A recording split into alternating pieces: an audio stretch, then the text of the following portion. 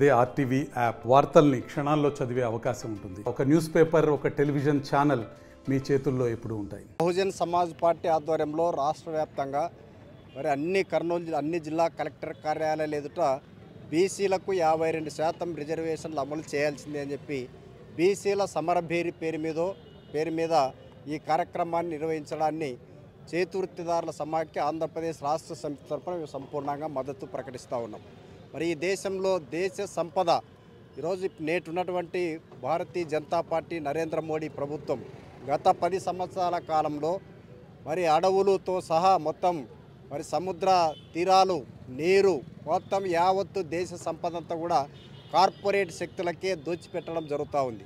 ఈ దేశ సంపదను సృష్టించేటువంటి బీసీలకు మరి అదేవిధంగా ఎస్సీలకు, గిరిజనులకు మరి ఏమాత్రం ప్రాధాన్యత ఇవ్వడం లేదు. ప్రభుత్వ రంగ సంస్థలన్నింటినీ కూడా నిర్వీర్యం చేయడం, పెద్ద ఎత్తున కార్పొరేట్ శక్తులకు అప్పచెప్తున్నటువంటి నేపథ్యంలో మరి ఈ దోపిడీ కొనసాగకూడదని చెప్పేసి ఈ రిజర్వేషన్లను తప్పనిసరిగా ప్రభుత్వ రంగంలోనే కాదు ప్రైవేట్ రంగంలో కూడా మరి ఈరోజు ప్రభుత్వ సహాయంతోనే మరి భూమితో సహా మరి నీరు, విద్యుత్ ఇవన్నీ కూడా అన్ని సంపదలన్నీ కూడా ప్రైవేట్ కార్పొరేట్ శక్తులన్నీ కూడా మరి వారు పరిశ్రమలు నిర్వహిస్తూ ఉన్నారు. అలాంటి వాటిలో రిజర్వేషన్లు అమలు చేయడం లేదు. అందుకే ఈ దేశ సంపదను సృష్టిస్తున్నటువంటి బీసీలకు, ఎస్సీలకు, ఎస్టీలకి తప్పనిసరిగా రాజ్యాంగం ప్రకారంగా హక్కులు ఉండాలంటే దేశ జనాభాలో 52% ఉన్నటువంటి బీసీలకి తప్పనిసరిగా రిజర్వేషన్లు అమలు చేయాలి.